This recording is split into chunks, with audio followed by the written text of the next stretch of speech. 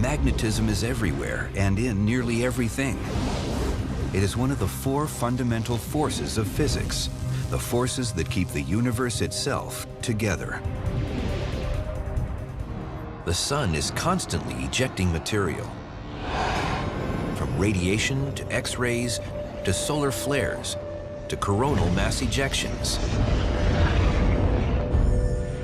The reason these ejections don't routinely hit us is that Earth is protected. It's called the magnetosphere, a gigantic magnetic field generated by the planet's churning core. It extends out 43,000 miles. Earth's magnetosphere repels the magnetized plasma from the sun. Only a tiny piece of the magnetic storm gets caught in the small opening at the planet's poles, where we see it as the northern lights. But where does the planet's powerful magnetic force come from? The magnetic field is actually generated by forces deep within the planet. Earth's magnetic field is not a stable, static thing. It's changed quite a lot over time. Earth's magnetic dynamo can change direction. The North and South Pole can literally flip. Exactly what causes the poles to reverse is not completely understood. All we know is that it happens.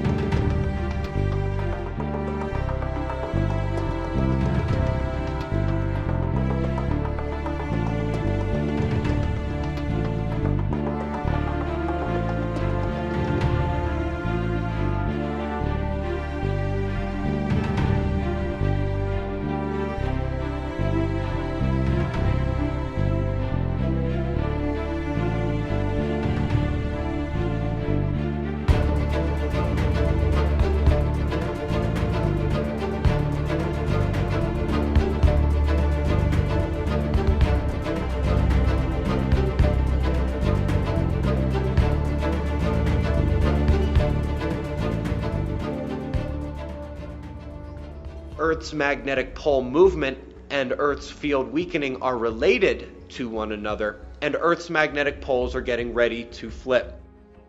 These things, once they get started, can happen in less than a human lifetime, and quite obviously we are more than 80 years into this one already.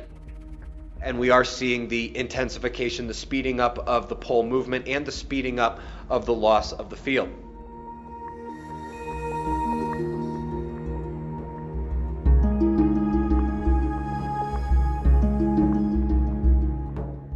Our sun's magnetic protective bubble is dropping in strength, and that is expected to continue as well. We are right now coming out of the grand solar maximum since the end of the glacial period. We are about to see a tremendous drop into grand solar minimum. A weaker sun means less magnetic protection from the rest of the galaxy and again, those far away. The only thing stopping energy from space from having a greater hand in Earth's electrical processes is the magnetic field. Everything about the electrical processes of earthquakes is going to get a boost as Earth becomes more exposed to the galaxy and beyond. The best summarization of the air shower cosmic ray effects is electric. more lightning storms, more lightning strikes, stronger lightning strikes, more cloud cover and higher variability of that cloud cover, easier freezing of supercooled water into more, larger hail. And there is even considerable evidence growing in regard to wind speed correlation with solar wind parameters. All the things that make these correlations true have to first overcome the magnetic shield of our planet, and in terms of cosmic rays, the sun's magnetic shield as well. That means that the weather can only intensify as the electric cascade from space intensifies.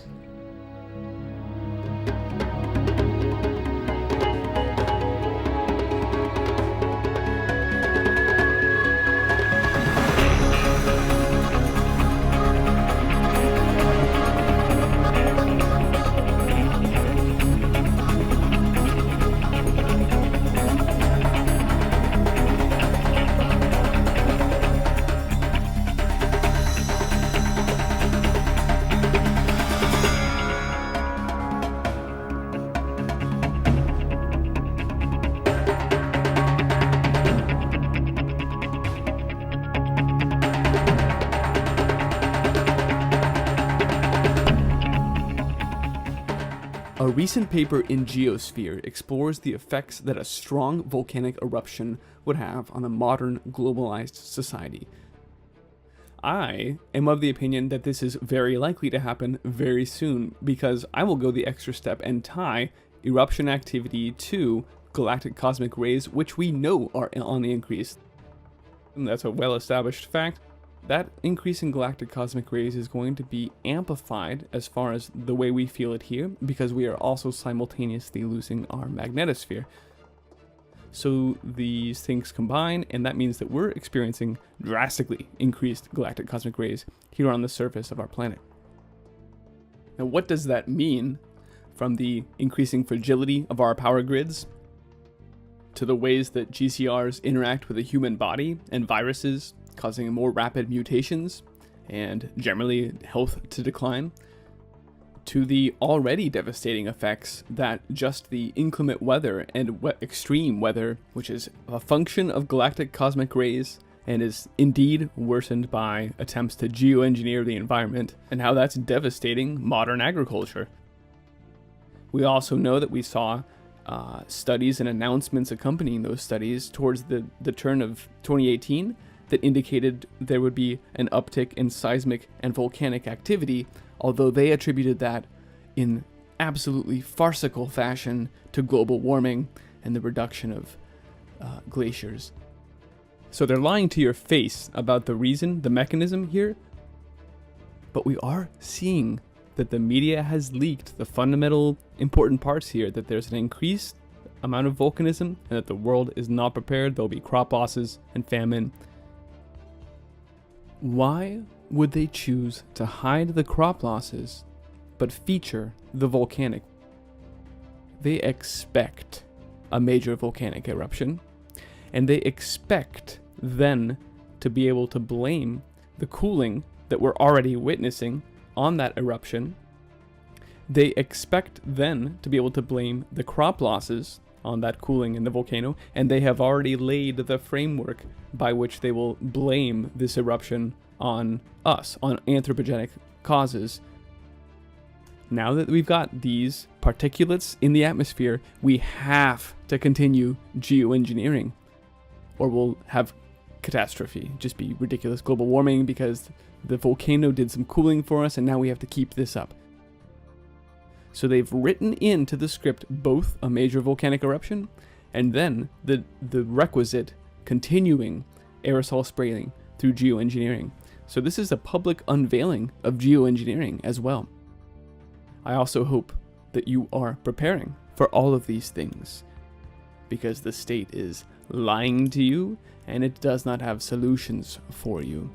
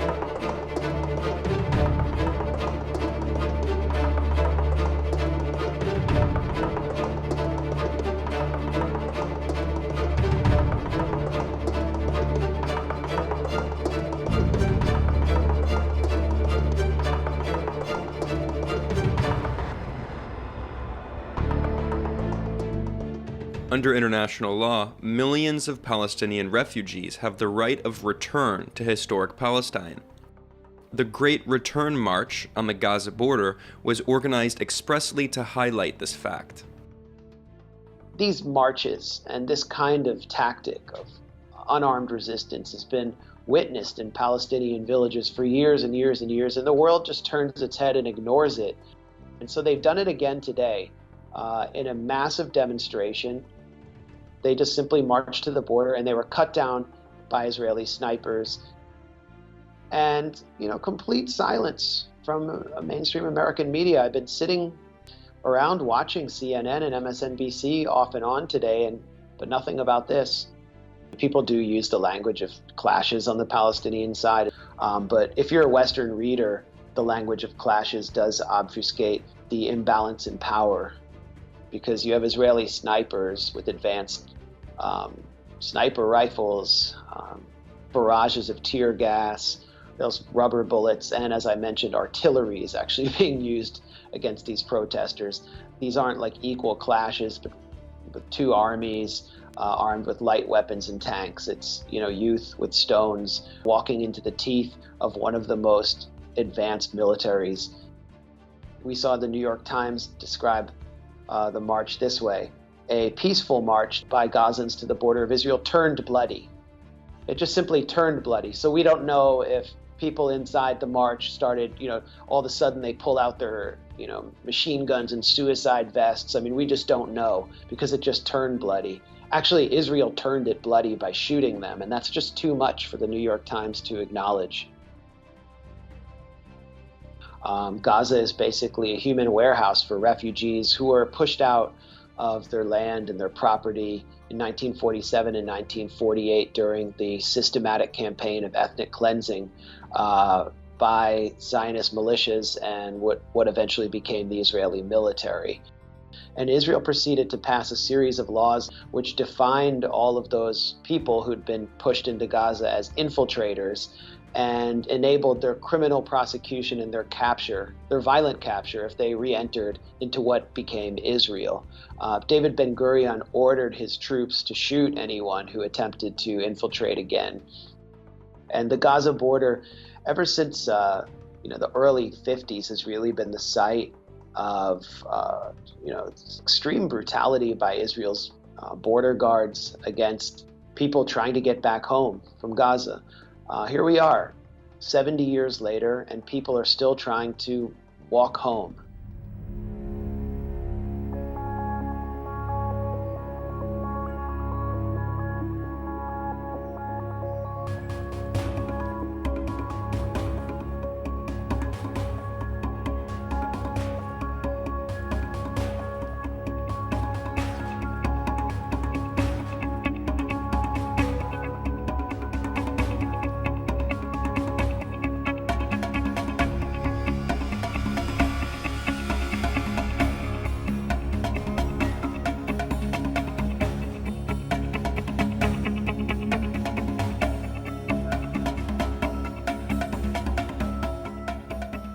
When there is dissent expressed in the United States against policies of the Israeli government, people here are called anti-Semitic. What is your response to that?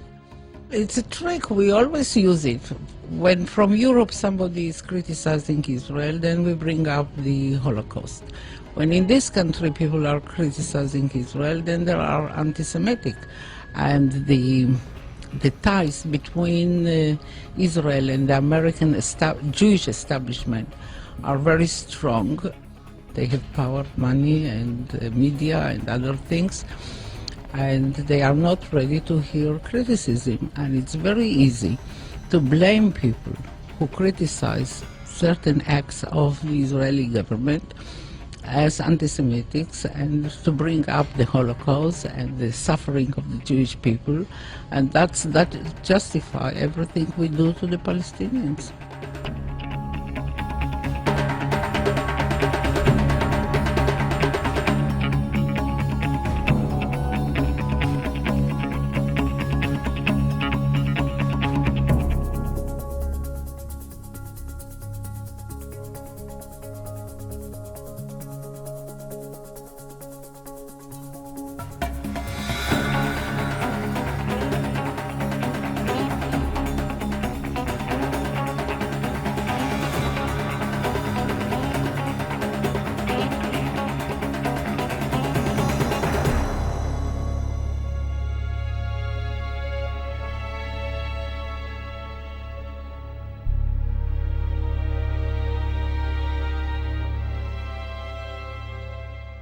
Israel tiene una cobertura mediática internacional y el apoyo estratégico de los Estados Unidos fundamentalmente para que pueda hacer con el pueblo palestino lo que viene haciendo desde hace ya casi 70 años, es decir, masacrarlo para robar sus tierras, para eliminar la palabra Palestina de los mapas del mundo, simplemente la eliminación de Palestina y los palestinos como un paso para otros fines todavía más complejos y peligrosos.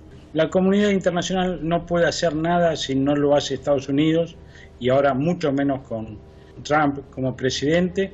No hay que olvidar que Israel tiene armas nucleares, es un país sumamente peligroso y creo que si seguimos con la ultraderecha, con el sionismo gobernando Israel, vivimos permanentemente al borde de una guerra de dimensiones desconocidas.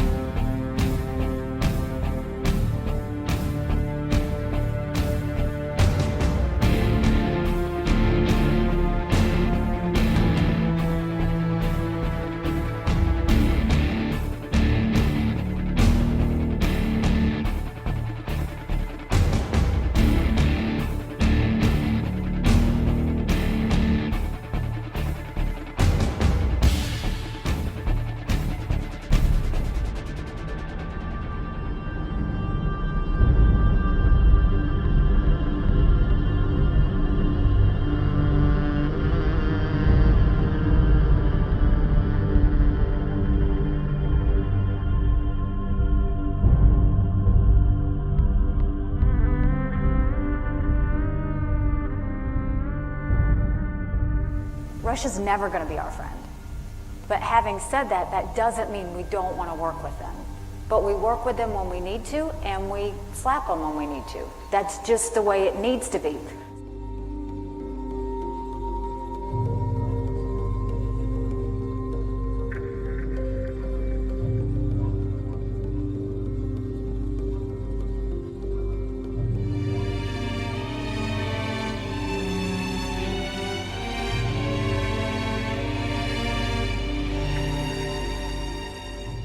Я думаю, что мы в определенной степени присутствуем при таком совершенно уникальном моменте. Мы никогда не были... Мы знали из истории, например, упадок Римской империи. Мы читали, что это было 2000 лет назад. На самом деле примерно то же самое мы наблюдаем сегодня в отношении того, что происходит с Западом. Ну, я по-человечески, кстати, понимаю, в течение 20 лет фактически полная гегемония, полная. Злейший соперник повержен. И кажется, что повержен до конца. Можно делать все, что угодно. Можно, например, уничтожить Югославию, Сербию привести, всегда непокорную Сербию привести в порядок. Можно полностью уничтожить весь Ближний Восток. Все страны, которые представляли хоть какую-то самостоятельность в политике, как Ирак, так сказать, Ливия, Сирия, все сделано, все полностью переформатировано так, как это. Вдруг возникает опять то, что было повержено, то, что казалось обречено, то, что уже уничтожено до конца. Вдруг это все возникает здесь на Востоке и опять предъявляет какие-то нам, так сказать, это. Но с этим очень трудно смириться. И по-человечески можно понять. Терять это невозможно. Вот мы говорим, идет формирование многополярного мира. Вот оно идет. Но только один полюс никак не хочет с этим смириться. И он не смирится с этим. Он будет продолжать вот эту войну без правил. Мне кажется, пока Запад не выпьет всю чашу до дна, он не успокоится. Но он и выпьет, никуда не деться. Исторические процессы невозможно остановить и затормозить. Главное, чтобы эти исторические процессы, вот в данном случае, не привели к какому-то очагу, который может породить войну. Ну, действительно, непонятно, как с Трампом вообще-то, даже встретиться, как с ним можно разговаривать? Он то объявляет, что Америка должна из Сирии уйти вдруг, то он объявляет, что он встретится с Путиным, и потом, то он объявляет, что и ничего не происходит. С Сенатом можно разговаривать? Нет. С Конгрессом можно разговаривать? Тоже нет. Но получается все-таки, что именно все более я убеждаюсь вот в этом мнении, которое сами американские политологи, что вообще сегодняшние Соединенными Штатами управляет финансовая олигархия. Вот те самые люди, которые контролируют Федеральную резервную систему. А с ними действительно невозможно разговаривать. Они находятся где-то вне политической жизни. Как бы. Хотя именно они, видимо, принимают основные решения. И в этом проблема сегодняшнего мира. Вот в этом ситуация.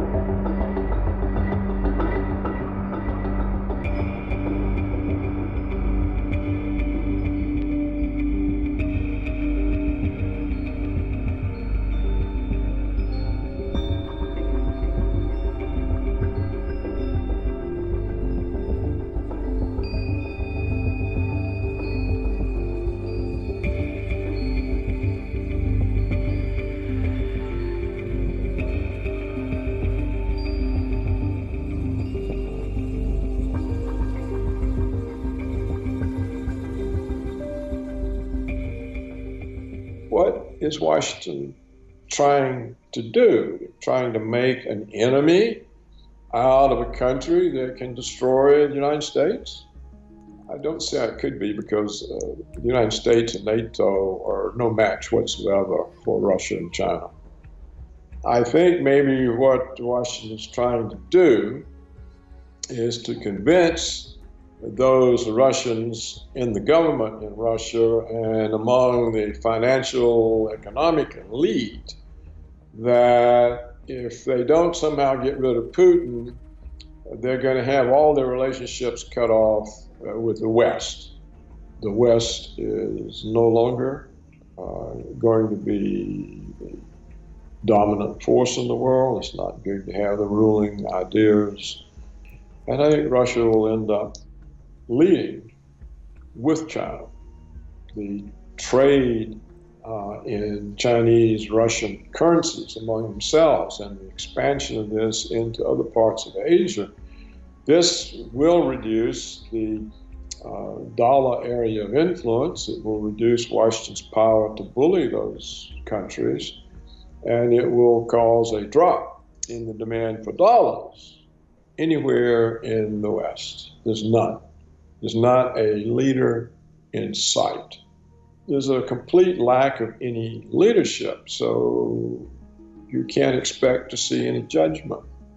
And what we're seeing is clearly the absence of judgment.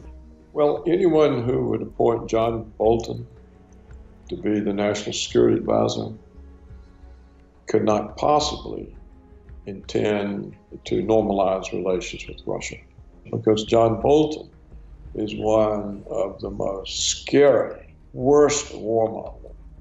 And then his other nomination, Pompeo, to be Secretary of State. This is a warmonger.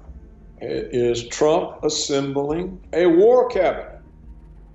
in very dangerous times, except I think now the Russians have come to the conclusion that the West is insane, it's falling apart, and they don't need to do anything.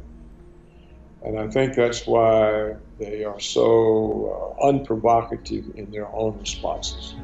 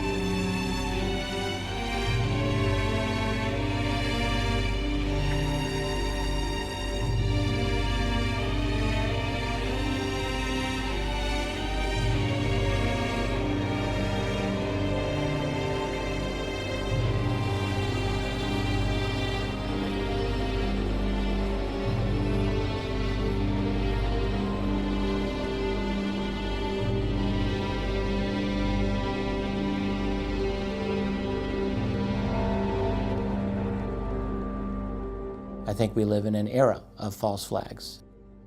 Particularly since the Second World War is when false flags truly became done with sophistication, almost like a science.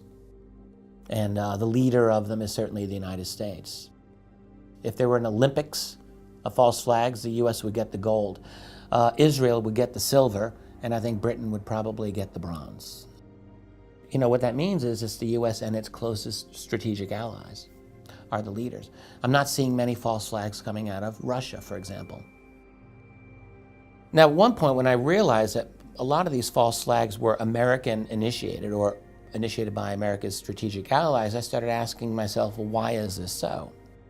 I think the answer is, at least in large part, because the United States is at a point where it is this close, I think, to total global domination. So it's America's game here, and they're trying to eliminate all rivals. To do that, they need to control all of the resources of Africa, Middle East, and Central Asia, that stretch of the world. It is essential to take control over all of it. If you're going to have wars that could not otherwise be justified, you need to have at least access to false flags. Because the thing is, you've got to be able to engage the population enough to convince them that these types of wars are necessary. And the only way you're really going to do that is, at least at times, the ultimate propaganda weapon in the toolkit, and that's the weapon of the false flag.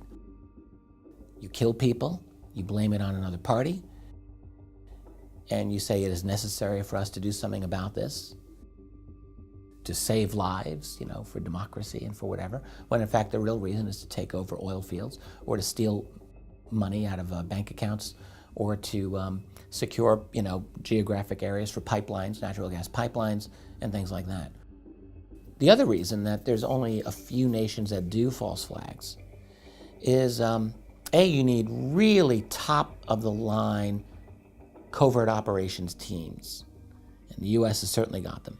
Israel certainly got them. Britain certainly got them. But the other problem that you have is you need to have total control over mainstream media. You must have total compliance. And Russia does not have that with the global media, by and large. The United States does. Britain does. Israel does. They can be assured when something goes down, they're going to have a totally sympathetic global media that will work hand in glove with them and that will basically block out uncomfortable questions and the like. And I think that is why the United States is the leader in false flags these days. They've got the motivation, they've got the ability, and they've got control over the media, which is essential. One of the things, for example, that I'm noticing with these false flags is the creation of slogans, almost like a marketing campaign. So we have Je suis Charlie, you know, with Charlie Hebdo shootings. We have with the Boston Marathon bombing, the slogan Boston Strong. And it's a mind control thing. It's all propaganda. It's a way of getting inside people's heads, screwing with their heads, using those emotions, this feeling of tragedy that everyone shared on that day, and using it against us. That's really what these slogans are part of, these false flag operations, I think. The other thing to be wary of with a false flag is whenever you see the media instantly jumping on the culprit, instantly identifying who's responsible, be wary.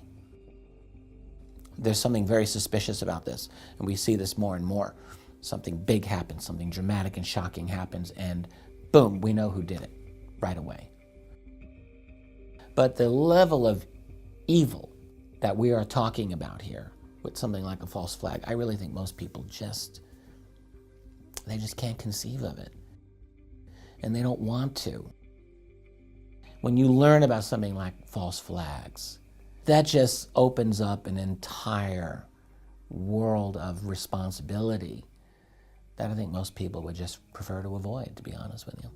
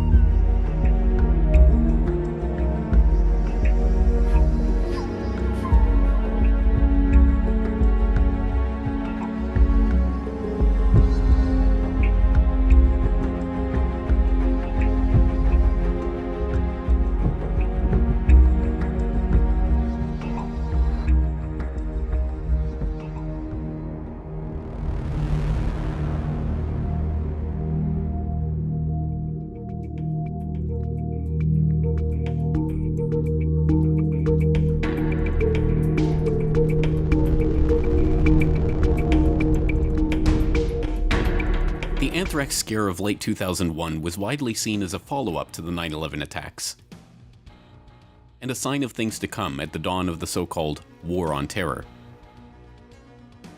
Beginning in late September and continuing for several weeks, multiple anthrax-laced letters were mailed to various media offices and the offices of 2 US senators, killing 5 and injuring 17. It did not take long, however, for the neocons in the Bush administration to start insinuating that the anthrax scare was tied to their 2 favorite boogeymen, Saddam Hussein and Osama bin Laden.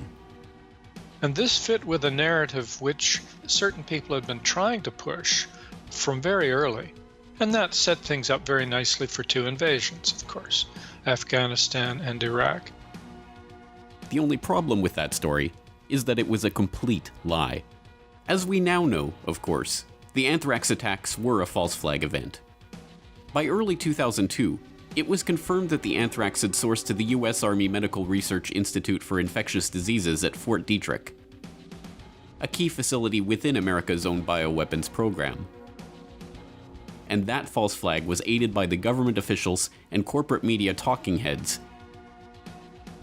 who were happy to propagate this false story in the lead up to the war in Iraq. The legacy of that war remains with us today. The Middle East, including Iraq itself, remains in chaos, a direct result of the illegal invasion and occupation of that country.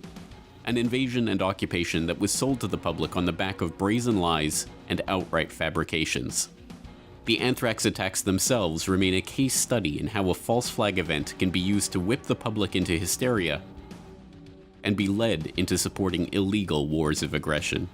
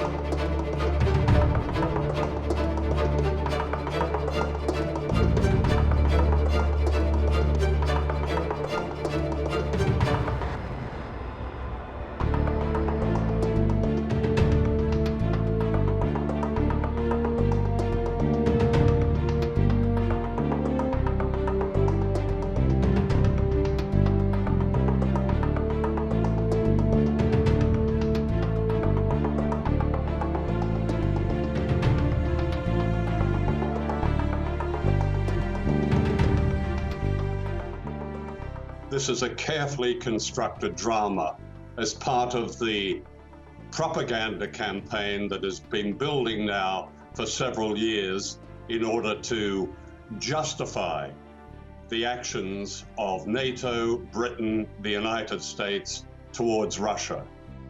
Most people don't understand these dangers, the dangers of this propaganda. Russia's nerve gas program, its active Novichok program, was verified as destroyed in September 2013 by the United Nations watchdog. Unlike the United States, that is still to be destroyed. Porton Down, a few miles from where Skripal and his daughter were found, has a long and sinister record with nerve gas and chemical weapons. There is no evidence, and this is so dangerous, with Russia being effectively pushed into a corner with these accusations. It's part of a propaganda campaign. I can tell you that. I'm a journalist who've spent almost all my career working in the mainstream in Britain. This is a propaganda campaign promoted specifically in the media and in the government. Russia's request for a sample of this nerve agent has been turned down. The British police have made no commentary on this. This is extraordinary. So you have an attempted murder, you have a crime scene, and you have no evidence. And neither do you have a motive. Why on earth would Russia, on the eve of an election and on the eve of staging the World Football Cup, want to destroy, if you like, its international name with such a crime. But there's plenty of motive on the other side.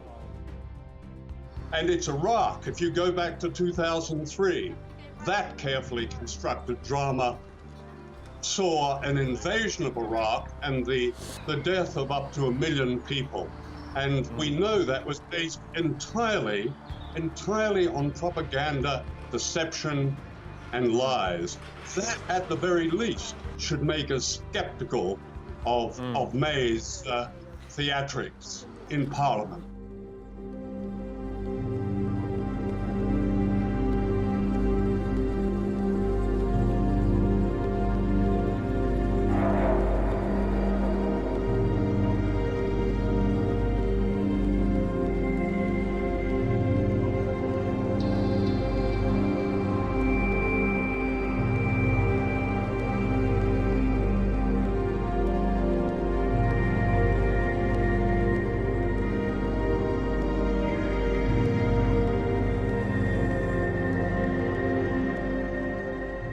Der Fall der Vergiftung des russischen Doppelagenten Skripal in der britischen Stadt Salisbury. Eindeutig eine False-Flag-Attacke mit dem Ziel, die russisch-westlichen Beziehungen zu untergraben und weitere Begründungen zur Aufrüstung gegen Russland und für weitere Kriegshetze und Kriegstreiberei zu finden. Und es kann so sein, dass der ja schlampig geplante und schlampig durchgeführte Angriff auf den russischen Doppelagenten überhaupt nur ein Test war, inwiefern die dumm gehaltenen, desinformierten NATO-Bevölkerungen tatsächlich hinters Licht zu führen sind. Aber jetzt wird es ungleich ernster. Es ist dem russischen Generalstab nahegebracht worden, dass die US-Truppen in Atanf im Südwesten Syriens dabei sind, syrische Milizen zu trainieren und auszurüsten mit Giftgaswaffen, um eine False-Flag-Operation mit Giftgas durchzuziehen. Wir erinnern uns sehr unangenehm an die ausführlichen, wiederholten Warnungen des französischen Präsidenten, der britischen Regierung, dass im Fall eines Giftgasangriffs der Assad-Seite das NATO-Bündnis einschreiten könnte, auf jeden Fall aber Frankreich und Großbritannien loslegen würden, militärisch. Jetzt haben die Russen tatsächlich erstmals ganz klar gesagt, sollten die USA angreifen, insbesondere natürlich Damaskus mit der Luftwaffe, dann würde Russland zurückschlagen. Dass sie bisher ihre S-400-Systeme nicht gegen die angreifenden israelischen Bomber oder auch gegen US-Flugzeuge eingesetzt haben, das ist eindeutig der Großzügigkeit der russischen Führung zu verdanken, die ja immer wieder von uns beschuldigt wird, den Krieg anzuheizen und die Lage zu verschlechtern. Es ist also ganz eindeutig, dass wir knapp vor einem Krieg zwischen Russland und USA im Nahen Osten stehen. Dass der dann auf Europa übergreifen muss, ist keine Frage. Vielleicht geht das Ganze viel schneller. Vielleicht startet man einfach schon mal den Angriff aus Syrien und lässt die Sache sich allmählich hochschaukeln, eskalieren. Und deswegen wird propagandistisch jetzt alles da reingelegt, dass die westliche Seite hier in ihrer miesen, kriegstreiberischen Propaganda gegen Russland die Oberhand behält und dass tatsächlich möglicherweise am Boden die Fakten geschaffen werden.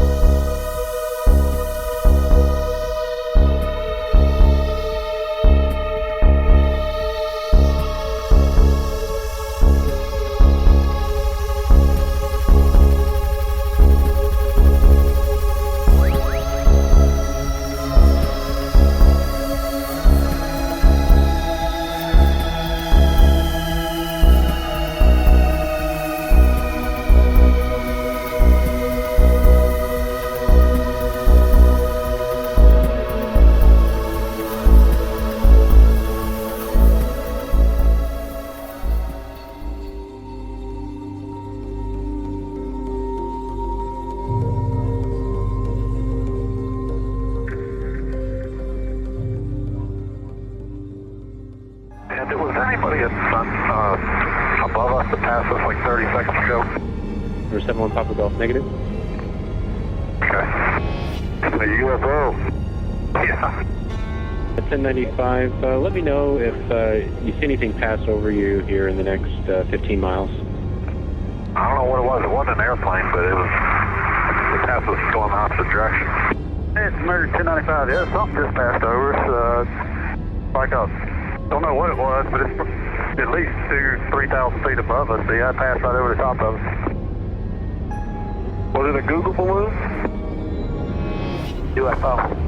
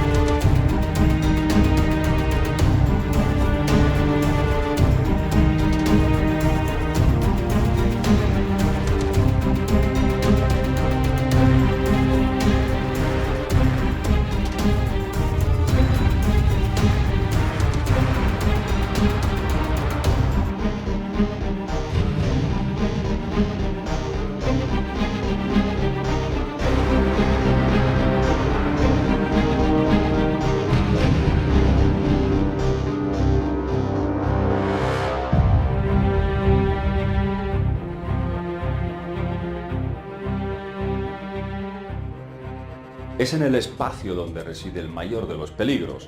Hablamos de plataformas de satélites militares con capacidad para disparar hacia blancos terrestres, el llamado ataque orbital. Y esto lo tienen las principales naciones del mundo.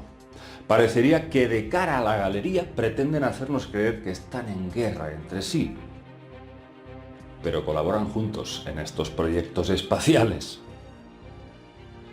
siguiendo un objetivo común, un objetivo de defensa del planeta Tierra. Pero claro, la pregunta es, ¿pero defenderse de qué o de quién? Nosotros pensamos que algo se aproxima de fuera. Inteligencias extraterrestres están intentando intervenir en nuestro planeta. Miles de años llevan aquí varias razas alienígenas hostiles, que mantienen a la humanidad como una granja de su propiedad. y han dispuesto una serie de sistemas de defensa. Efectivamente, han custodiado fuertemente el planeta, por tierra, mar, aire y también desde el espacio. Ya os contamos que muchos objetos que están penetrando en nuestra atmósfera son catalogados como meteoritos, pero tenemos motivos para sospechar que podrían ser sondas o cápsulas no tripuladas de origen alienígena, es decir, teledirigidas.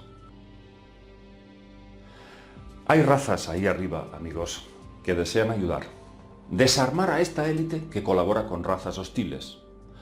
Por ese motivo, cualquier cápsula extraterrestre que pueda penetrar en la Tierra se intentará destruir. La forma más limpia de hacerlo es con energía plasmática. ¿Y qué es lo que está sucediendo últimamente por todo el mundo? Pues eso, haces de luz han sido vistos por todo el globo. Extraños meteoritos que cruzan la atmósfera acompañados por brillantes rayos de plasma. Está a punto de desatarse una guerra entre la élite oscura y razas benévolas, que vienen a ayudarnos. Oficialmente, el 16 de enero pasado, un meteorito ilumina varias ciudades de Michigan. Los medios de difusión se esforzaron en ocultar lo que vieron los testigos y se dieron avistamientos en la misma hora en Michigan y en New Haven. Un rayo rojizo atravesó el cielo, un rayo que caía en ángulo perfecto de 90 grados y permaneció segundos así. Esto no es un meteorito. Aquí ha habido un ataque orbital, quizás desde un satélite militar alguien ha lanzado una ofensiva ante la supuesta entrada de un objeto exterior. Esta explosión que vemos fue grabada desde distintos puntos, la mayoría desde Michigan. Observad el tremendo estallido, pero fijaos en esta filmación. El objeto se detiene y vuelve a subir. Ya me diréis si esto es un meteorito. En el Kremlin circula un informe de las Fuerzas de Defensa Aeroespacial que insinúa que un cometa llamado 41P Tartel-Giacobini-Kresk misteriosamente, decía, ha disminuido su velocidad hasta casi detenerse y ha comenzado a disparar rayos de energía contra la Tierra. Se habla de misteriosos objetos catalogados como cometas que disparan también contra Marte. El cometa Siding Spring C 2013-A1 había lanzado un rayo de plasma en dirección al planeta Marte y, como siempre, silenciado por los grandes medios. Sin ir más lejos, el pasado 27 de febrero, un equipo de televisión de la Fox 6 grabaron en Milwaukee, Estados Unidos, estas imágenes. Un grupo de luces nocturnas evolucionando sobre la ciudad. La cuestión aquí es que todo indica que dos facciones alienígenas están en pugna. Unas para reforzar este planeta cárcel y otras para liberar a la humanidad. Se avecina una guerra, sí. Pero la clave, probablemente, como ya sabéis, aquí pensamos, está en nosotros, en los humanos. En nosotros reside la llave del despertar, que es, precisamente, lo que nos motivará a que las fuerzas luminosas actúen, al final, a nuestro favor.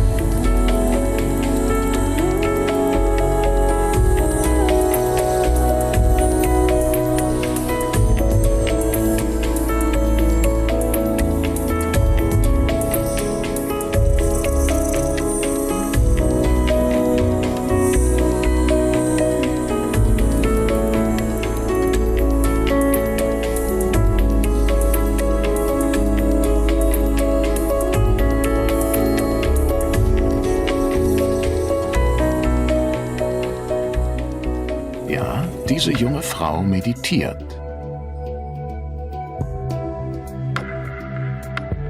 Wie sie schließen immer mehr Menschen auf der ganzen Welt für ein paar Minuten am Tag die Augen, um den Fluss ihrer Gedanken zu unterbrechen. Noch nie waren fernöstliche Traditionen und westliche Medizin so eng miteinander verflochten. Die Meditation ist inzwischen auch in der westlichen Gesellschaft angekommen, da zahllose wissenschaftliche Studien belegen, dass sie wirkt. Sie beeinflusst unser Gehirn und unsere Gesundheit. Was den Geist berührt, berührt den Körper und umgekehrt. Das ist ein fantastischer Dialog. Meditation und Medizin sind in zunehmendem Maße zwei Seiten ein und derselben Medaille. Immer mehr Ärzte lassen heute jahrtausende alte Traditionen in ihre modernen Behandlungsmethoden einfließen. Achtsamkeitsmeditation nennt sich ihre moderne Form, die unsere Aufmerksamkeit auf die Vorgänge in unserem Inneren lenken will, auf unsere tiefen Gefühle und körperlichen Empfindungen. Viele wissen gar nicht, ehe sie selbst zu meditieren beginnen, dass die Meditation eine überaus körperliche Erfahrung ist. Sehr viel mehr als ein tiefes Nachdenken oder Betrachten von Gedanken. Wir hören in unsere ganze Person hinein, lauschen, was in unserem Körper geschieht, wie wir atmen, wie unsere Gedanken fließen, wie Geräusche auf uns wirken. Im Grunde sind wir unser eigener stiller Beobachter. Wir wollen nichts bewegen, sondern einfach nur im gegenwärtigen Moment sein. Galt die Meditation lange als reine Entspannungsübung oder als eine Modeerscheinung, so wird ihre antidepressive Wirkung heute von immer mehr Ärzten anerkannt. Die Zahl der dauerhaft veränderten Hirnareale ist so groß, dass eine umfassende Bestandsaufnahme bislang schwierig ist. Also stimmt es gar nicht, dass unsere Meditierende nichts tut, seitdem sie die Augen geschlossen hat. Nein, im Gegenteil. Sie stimuliert etwas, das die Fachleute als Neuroplastizität bezeichnen. Neuroplastizität bezeichnet schlicht die Fähigkeit des Gehirns, sich infolge von Erfahrungen oder Training zu verändern. Und die Meditation erlaubt uns, unser Gehirn stärker selbst zu lenken und die Neuroplastizität gezielt zu nutzen. Die Meditation ist inzwischen wirklich Teil der Medizin. Sie ist keine Alternativmedizin, sondern wird zunehmend Standard. Damals erklärten die Behörden zum ersten Mal Stress zu einem der größten gesundheitlichen Risikofaktoren. Mit anderen Worten, einem Hauptverursacher von Krankheiten. Es ist, als verfügten wir über ungeahnte Ressourcen, die sorgsam in den ruhigen, entspannten Regionen unserer Psyche verwahrt sind. Als würde uns die Meditation die Tür zu einer Art inneren Apotheke öffnen. Dass Meditation unser Erbgut und unsere Zellgesundheit positiv beeinflusst, gehört zweifellos zu den spannendsten wissenschaftlichen Erkenntnissen der jüngsten Zeit. Sie könnte langfristig das Interesse an den fernöstlichen Geistesübungen noch verstärken. Auf den ersten Blick fällt es schwer, sich vorzustellen, dass wir mittels Meditation auf die DNA-Stränge einwirken können, die in jeder unserer 100.000 Milliarden Zellen liegen. Fast alle Ergebnisse deuten darauf hin, dass etwas sehr Interessantes vor sich geht, wenn wir vom Tun ins Sein kommen. Und zwar in unserer Biologie, unserer Atmung, unserem Gehirn, unserem Genom und den Telomeren, also an den Enden unserer Chromosomen. Eine Medizin für Körper und Geist, die ich gern als Medizin des Seins bezeichne.